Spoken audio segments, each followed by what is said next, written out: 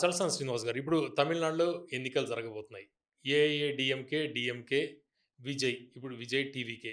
ఈ triangle fight ఉండే అవకాశం ఉందా? లేకపోతే డీఎంకే వర్సస్ ఏఐఏడీఎంకే ఉండే అవకాశం ఉందా? పవన్ గారు మనకు కొంచెం విశ్వసనీయత ఉందనుకుంటున్నాను. దాని మీద బాగా స్టడీ చేస్తే అక్కడ కడలూరు దగ్గర నుంచి అన్ని ప్రాంతాల్లో మాట్లాడతాను. బాగా హ్మ్. పరిచయాలున్నాయి. తిరిగిన ప్రాంతమే. హ్మ్. ఇంకా ఫ్లూయిడ్‌గా ఉందండి. హ్మ్. ఇవాళ ప్రస్తుతం అందుతున్న సమాచారం ప్రకారం ఇవాళ కొంగునాడులో అంటే ముఖ్యంగా 4 ప్రాంతాలుగా మనం విభజించుకుంటే గనుక కొంగునాడు ఉంది. అంటే దట్ ఈస్ కోయంబత్తూరు. ఇవాళ ఏఐడీఎంకే గవర్నర్ బేస్ మీద పళనిస్వామి ఎడప్పాడి అంటే ఆయన కాన్స్టిట్యూన్సీలో పోటీ చేస్తున్నారు. ఆయన ఇంటి పేరు కూడా అదే. ఆయన పవర్‌ఫుల్ నేతగాని పేరుగాంచారండి ముఖ్యమంత్రిగా. పన్నీర్ బటర్ మసాలా గారు మళ్ళీ హ్మ్. ఇటు వచ్చేసారు. EPS, OPS. ఆ! ఓపీఎస్. ఇవాళ దినకరన్ గారిని ఆయన దత్తపుత్రుడు టైప్‌లో ఉన్న ఆయన కూడా ఇవాళ బీజేపీలో గ్రూప్‌లోకి వచ్చేసారు. ఈయన అటెళ్లారు. హ్మ్. ఈ నేపథ్యంలో బీజేపీ వాళ్ళ కమాండ్ పొజిషన్‌లో లేదండి. ఇవాళ ఎందుకంటే చాలా తెలివిగా జయలలిత గారిని ఏం చేశారో నాకు తెలీదు. అది హ్మ్. ఎప్పుడో చరిత్రలో బతికుంటే శిల్క గారు రాయాలి. ఈ 3 సార్లు ఎందుకు కొట్టారు? తన పార్టీని తీసుకెళ్ళి బీజేపీలో కలపలేదని జైల్‌లో పెట్టి ముఖ్యమంత్రి అవ్వాల్సిన జైల్‌లో పెట్టించారా? జయలలిత లాంటి దమ్మున లీడర్‌ని ఈ దేశ చరిత్రలో రాష్ట్రాలు హక్కులు కోల్పోతున్నామని ఒకే ఒక పార్టీ వాకౌట్ చేసింది ఈ జీఎస్టీ విషయంలో. దట్ ఇస్ ఓన్లీ వన్ ఈ దేశంలో జయలలిత గారు. సహించలేకపోయినట్టున్నారు వాళ్ళు. కమ్ వాటెవర్ అండి ఆయన ఆవిడ ఉన్న ఇవాళ అలాంటి చోట్ల ఇవాళ ఆ పార్టీని 2 ముక్కలుగా చీల్చి ఆడుకుని 2 ఆకుల్ని పట్టుకుని అంటే 2 ఆకులు గుర్తండి అవును. నేననేది. అవును. ఎలా ఆడిచ్చారో తర్వాత ఆట అయిపోయిన తర్వాత ఇద్దరిని నడిమెత్తని పంపించేసి ఆ పీఎంకేతో ఆళ్ళతో పెట్టుకుని అన్నామలై గారు మొన్న ఎన్నికల్లో పోటీ చేసి బొక్కబర్ల పడిన తర్వాత మళ్ళీ కేసులు ఏం భయం మళ్ళీ తీసుకొచ్చి కానీ ఈసారి ఆహ్, పళనిస్వామి గారు చాలా క్లియర్‌గా పెట్టుకున్నాడు. ఏమని నేను డిక్టేట్ చేస్తాను. ఇవాళ మద్రాసులో మైలాపూర్ సీటు, తర్వాత కొంగునాడు అని కోయంబత్తూరులో, నార్త్ కోయంబత్తూర్ సీటు. అంటే కావాలని తను ఏది అలాంటి కొన్ని ఇంపార్టెంట్ తప్ప ఏది కూడా బీజేపీకి ముఖ్యమైన సీట్లు ఇవ్వడం జరగలేదు. హ్మ్. ఈజ్ కమాండర్ పొజిషన్‌లో ఉన్నారు ఇవాళ.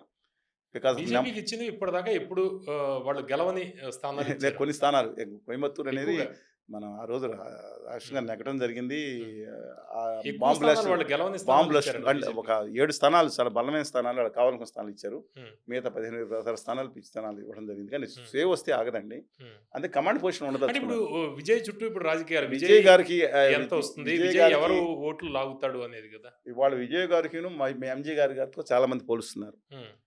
విజయ్ గారు జోసెఫ్ విజయ్ ఆయన పేరు తలపతి విజయ్ అని జోసెఫ్ విలి అవతల డీఎంకే ఓట్లు చీలుస్తాడు అనేది. జీఎంకే ఓట్లు ఎందుకంటే బేసికల్లీ ఆయన నన్ నాన్ హిందూ ఓట్ల మీద కాన్సంట్రేషన్ ఉందండి ఎక్కువ. దళిత ఓట్స్ మీద ఆ ఓట్లన్నీ పులియ డీఎంకేవి. పులియ తీగ 2, 3 పార్టీలున్నాయి. హ్మ్. సీమాన్ గారు ఇప్పుడు సీరియస్‌గా లేకపోయినా సరే మిగతా పార్టీలు ఏదైతే ఉన్నాయో, అలాగే వీళ్ళు మిగతా వాళ్ళందరూ మత్స్యకారులు గాని, 1 ఇయర్స్ గాని వీళ్ళ మీద పీఎంకే పార్టీ ఏదో అనుబమి రామదాస్ గారు ఏదైతే ఉన్నారో హ్మ్. ఆయన కాన్సంట్రేషన్ దాంట్లో కూడా సీట్‌లో కూడా నార్త్ ఆర్కాట్‌లో కొన్నిను, కడలూరులో కొన్ని, అలాగే చెనబట్లు వరుసగా ఇచ్చుకుంటూ ఎళ్లారు. అక్కడక్కడ హ్మ్. కూడా ఎళ్ళి అవును. చూశానండి. అవును. సౌత్ తమిళనాడులో వాళ్ళకి పెద్ద స్వే లేదు. హ్మ్.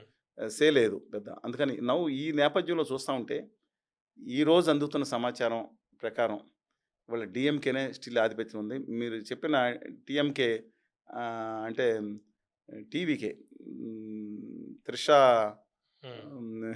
విజయ్. విజయ్ కృష్ణన్ అంట. హ్మ్. కృష్ణన్ కాదు యాక్చువల్‌గా ఆ కాంబినేషన్ తీసుకొస్తున్నారు. జయలలిత గారు బీయింగ్ అయ్యంగార్ సారీ. హ్మ్. ఈవిడ 'త్రిష' గారు కూడా అదే సంబంధించింది. ఈ కాంబినేషన్ అని కొంతమంది వర్కౌట్ చేస్తున్నారు. హ్మ్. I don't think it's going to ఎక్కడ వర్కౌట్. బయటికి రాలే గదా! 'త్రిష'. లేదు బయట వచ్చిందండి. అంటే హ్మ్. బయట రాకుండా అమిత్ షా గారితో కలిసిన ఆ! విషయాలన్నీ కలిసింది అవి వచ్చినాయి. వచ్చాయి గానీ బయటకొచ్చి అది ఎక్కడ. బయటకొచ్చిన అండ్ తర్వాత ఇప్పుడు హ్మ్. టెస్టింగ్ గ్రౌండ్స్ అండి. హ్మ్. ఆయన ఆల్రెడీ ఎస్టాబ్లిష్ అయిన తర్వాత ఈవిడొచ్చారు. హ్మ్. ఆవిడ కెరియర్‌ని ఇప్పుడు అవుతుందో లేదో పెట్టుకోకుండా వ్యక్తిగత సంబంధాలు వేరు, ఈ సంబంధాలు వేరు. హ్మ్. Coming back to the issue ఇవాళ డార్క్ హార్స్‌గా ఉన్న ఆయన మనం cannot compare with captain Vijayakanth Telugu బిడ్డ. కెప్టెన్ విజయకాంత్ గారు మీకు తెలిసినట్టు ఒకే ఒక సీట్ నెగ్గాడు. ఋష్యవనమో సీట్ అనుకుంటా. తర్వాత కానీ విజయకాంత్‌తోని పోల్చొచ్చా? ఎందుకంటే విజయ్ ఉంది విజయ్ కదా! ఈస్ ఆయన సెట్స్ గాని ఆయన ఒక స్టేజ్‌లో ఉన్నాడు. హ్మ్. అది విజయకాంత్ చిన్న తంబి, చిన్న ఎంజీఆర్ అనేవారు ఆయన్ని. హ్మ్. కానీ Vijay is having dynamic character ఉంది. హ్మ్. అందువలన ఆయన ఒక స్టేజ్ ఎస్టాబ్లిష్‌మెంట్‌కి ఫ్యాన్స్ క్లబ్స్ ఆయన మీద అమితంగా ఉంది. హ్మ్. తమిళియన్ ఈయన. ఆయన తెలుగువాడు ఆ మైనస్ ఉంది. నాయుడాయన. విజయకాంత్ అళగిరి స్వామి నాయుడు ఆయన పేరు. హ్మ్. సరే ఆ మైనస్ పాయింట్స్ ఉంటాయి. కానీ ఇవాళ ఈయనకి మాత్రం డెఫినిట్‌గా ఉంది. ఆహ్, కానీ విజయకాంత్ గారు రెండోసారి పట్టుకున్న తర్వాత రాష్ట్రంలో ప్రధాన ప్రతిపక్ష నాయకుడయ్యాడు. ఆయన నాకు బ బ నాకు నా నా అంశతో నువ్వు నెగ్గావని జయలలిత గారు అనగానే పక్కన పెట్టేసి ఆయన సెపరేట్ క్యారెక్టర్. హ్మ్. అందువలన విజయ్ గారు ఇప్పుడు ప్రస్తుతం సమయం 2, 3 సీట్లు కూడా అంటే 5, 6 సీట్లు రావచ్చు అంటే అంటున్నారు. ఇప్పుడు వివిధ సర్వేలు మనం చూస్తూ ఉంటే 14% విజయ్‌కి వచ్చే అవకాశం ఉంది. 11-12% అన్నారు. ఆల్రెడీ ఇప్పుడు ఏఐఏ, డీఎంకే తోటి పెట్టుకొని ఉంటే పరిస్థితి వేరే విధంగా ఉండేదనేది డెఫినిట్‌గా కొంత ప్రచారం. ఏఐడీఎంకేతో అంటే పవన్ కళ్యాణ్ మొదటిసారి చేసిన పొరపాటే ఇప్పుడు విజయ్ చేస్తున్నాడు అనేది. విజయ్ గారి ఓటింగ్ వేరుందండి. హ్మ్. కళ్యాణ్ గారి ఓటింగ్ వేరు. అందుకని కళ్యాణ్ గారు ఉత్తర భారతీయ జనతా పార్టీతో కలిసే సమయంలో ఆ రోజు కాదు రెండోసారి కలవటానికి ముందే చేగువేరాని డాక్టర్‌గా చేసేసారు. హ్మ్. మొత్తం అన్నీ వదులుకొని ఉత్తరాది సనాతనవాదిగా మారిపోయారు. హ్మ్. అసల అదే పరిస్థితి ఆయనకి విజయ్ గారు వెళ్తే ఒక్క ఓటు కూడా పడదు ఆయనకి. ఏదో 50 ఓట్లు కృష్ణ తిరస్షా గారి ఓట్లు తప్పితే పడే పరిస్థితి లేదు. అందువల్ల ఇద్దరిని పోల్చలేము. ఆయన అని 2 వెయిట్ చేసుకొని అంటే ఎళ్ళుంటారు. ఏఐఏ టీమ్‌కే ఆల్రెడీ ఆఫర్ ఇచ్చింది. 88 సీట్లు ఇస్తామని. అయితే ఒక పొరపాటు చేసాడా? ఏఐఏ, డీఎంకే తోటి డెఫినిట్‌గా అంటే పెట్టుకోకపోవడం వల్ల? వ్యక్తిగతంగా అంటే మన వ్యక్తిగతంగా చూసుకుంటే ఆయన దాంట్లోకి ఎళ్ళాల్సింది కానీ కోర్ ఓటింగ్ కోల్పోతాడు. హుహు. ఇవాళ ఏఐడీఎంకే ఇంక దశలోకి వెళ్ళిపోతుంది. డీఎంకే పోటీగా ఏఐడీఎంకే వాళ్ళ ముక్క చెక్కలైపోయింది. తాను ఉండాలనే ఉద్దేశంతోనే వాళ్ళ ఇంతకుముందు మీటింగ్ జరిగింది. తిరుపూర్‌లో వీళ్ళందరితో ఇండస్ట్రీస్‌లో మీటింగ్ పెట్టుకున్నప్పుడు ఆయన చెప్పినట్టున్నారు ఇది. ఇన్ఫార్మల్ మీటింగ్‌లో పెట్టుకున్నప్పుడు నేను ఏఐడీఎంకే ప్లేస్‌ని బేస్ చేసి నేను రీప్లేస్ చేయదలుచుకున్నాననే ఉద్దేశంతో. కానీ ఏఐడీఎంకే సర్ప్రైజింగ్‌లీ స్ట్రాంగ్‌గా ఉందండి. Because of number of reasons.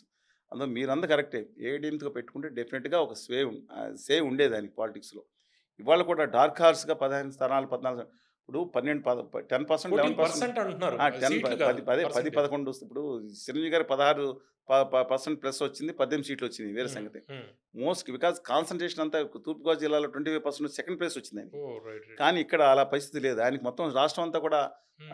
ఇప్పుడు మదురై ప్రాంతాల్లో ఇప్పుడు ఆహ్, మన స్టాలిన్ గారి బ్రదర్ గొడవ ఇంతకుముందు చూసారు కదా! ఆ హ్మ్. ప్రాంతంలో ఆయన కొంత ప్రయత్నిస్తా ఉన్నారు. డిస్పైట్ డార్క్ హార్స్‌గా ఉండే సిట్యుయేషన్స్ కూడా ఎక్స్‌పెక్ట్ చేయలేము. లోయెస్ట్ 2, 3 సీట్లు వచ్చినా మీరు ఆశ్చర్యపడొద్దండి ఇవాళ హ్మ్. పరిస్థితిలో. హైయెస్ట్ 10 సీట్లు రావచ్చేమో.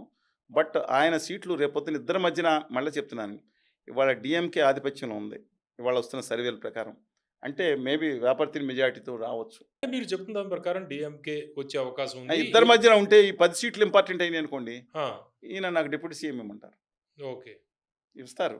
అంటే ఒకవేళ తక్కువ స్థానాలొస్తే 2, 3 స్థానాలతోటి పరిమితం అయితే, అక్కడ పవన్ కళ్యాణ్ గారు నిలబడ్డారు 5 సంవత్సరాల దాకా. తర్వాత డిప్యూటీ సీఎం అయ్యారు. పవన్ 100% కళ్యాణ్ గారు అసలు స్ట్రైక్ రేట్. నిలబడలేదండి. ఆ! ఆయన మానేసి ఎళ్ళిపోయారు. ఆయన ఫస్ట్ టైమ్ ఇప్పుడు పోటీ చేయలేదు. హ్మ్.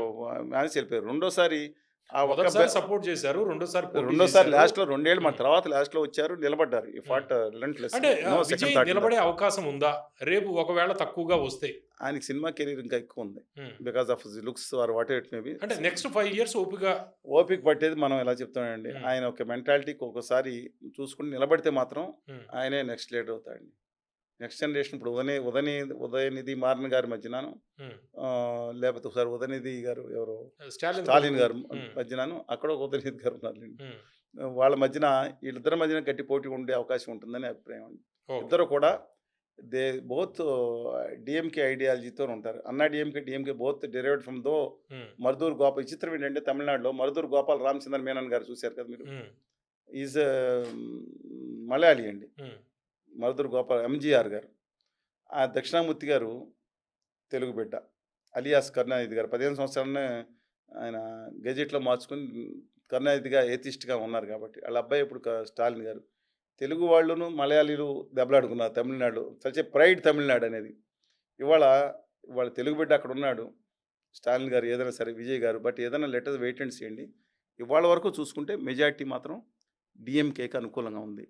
నెక్స్ట్ తక్కువలో ఒక 10 సీట్లు తక్కువలో ఏఐడీఎంకే ఎప్పుడు సిట్యుయేషన్ మారుతుందో తెలీదు. హ్మ్. డార్క్ హార్స్‌గా చెప్పబడిన ఈయన అండర్ సింగిల్ డిజిట్‌లోనే ఉందని చెప్తా ఉన్నారు. రైట్. ఓకే. వచ్చే ఏదుందో చూద్దామండి.